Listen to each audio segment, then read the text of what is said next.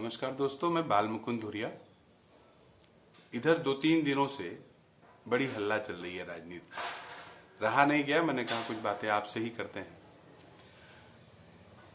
मायावती जी ने ऐलान कर दिया है कि हम किसी माफिया को टिकट नहीं देंगे, और अतीक अहमद से लेके और तमाम लोगों का,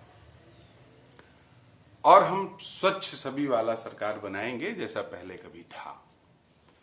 और इधर देख रहे हैं कि हम बहस चल रही है, तमाम लोग पॉजिटिव नेगेटिव अपना इसमें बतिया रहे हैं।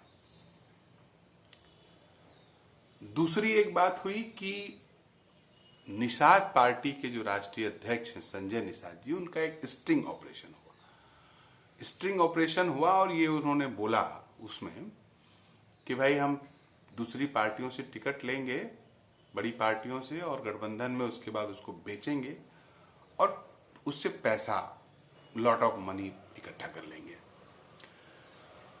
इन दो बातों में ऐसी कौन सी नई बात है जो इस दौर में महंगाई और जनता के और तमाम समस्याओं से, बेरोजगारी, महंगाई और किसानों का आंदोलन चल रहा है, उससे इतर ये बातें कौन सी महत्वपूर्ण बात है? ये भाई कौन नहीं जानता था कि ये जो पॉलिटिकल पार्टीज हैं ये टिकट देने के एवज में 2 से 5 करोड़ रुपए तक विधानसभा में ले लेते हैं कैंडिडेट से। भारतीय जनता पार्टी हो, सपा हो, बसपा हो, कांग्रेस और कम्युनिस्टों के अलावा अभी तक जो जानकारी में है वो सब जर्नल बात है, सब जानते हैं कि जिताऊ कैंडिडेट के नाम पे कार्यकर्ताओं को नहीं लड़ाया जाता है। जो लोग दुनिया भर का पैसा दे देते हैं पार्टियों में, उनको लड़ाया जाता है। पैसे का साइज कम छोटा बड़ा हो सकता है भाजपा वाले 5 करोड़ न लेते हो सकता हो दूसरी पार्टी वाले लेते हो उतना, या लोग वहां ना देते हो, यहां देते हो, यहां सिस्टम है वहां सिस्टम नहीं है। लेकिन एक बात तय है कि 2-3 करोड़ रुपया विधानसभा के टिकट के लिए लेते हैं और उसके बाद चुनाव लड़ने में 2-3 करोड़ रुपया खर्च करते हैं, तब जाके जनता को हिप्नोटाइज करके उनका वोट लेते हैं। ये आज का लोकतंत्र है और हमारे लोकतंत्र की यही सच्चाई है, पहली बात। दूसरी बात, कोई पॉलिटिकल लीडर, कोई पॉलिटिकल पार्टी किसको टिकट देगी, इसमें वो गुंडा है, माफिया है, ये सब बहुत मायने नहीं रखता है। मायने रखता है कि तत्कालिक उसका सिटिंग किससे बैठ रहा है। मायने ये रख रहा है कि वर्तमान दौर में उनके पॉलिटिकल सिनेरियो में फिट कौन बैठ रहा है।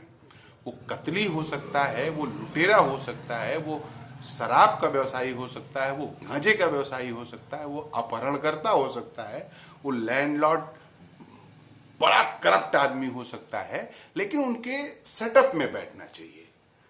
और सबसे अंतिम सत्य यह है कि जीतेगा कौन।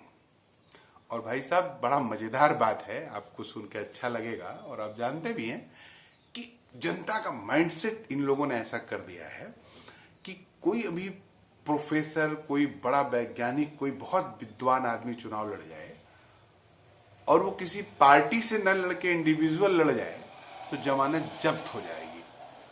सोसाइटी भी अच्छा कौन है बुरा कौन है ये पहले नहीं देखती है। भाजपा, कांग्रेस, सपा, बसपा से जो आए हैं उनमें अच्छा बुरा कौन है ये देखती है।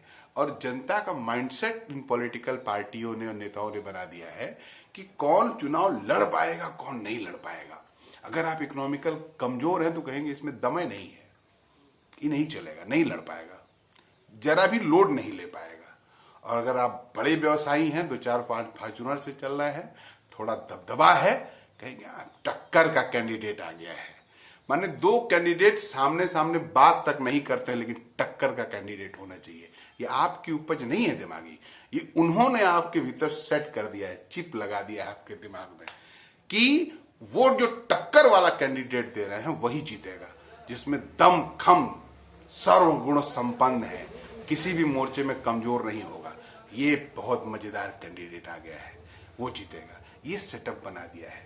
इसीलिए थोड़ा इस पहलू से भी देखिएगा, कुछ हम लोग की भी भूमिका है क्या, आपकी हमारी कोई भूमिका है क्या किसी को जिताने हराने में, कि हम लोग खाली उनके हिप्नोटिज्म में फंस के उन्हीं वाली कर देते हैं। थोड़ा सोचिएगा मेरे दोस्त। नमस्कार।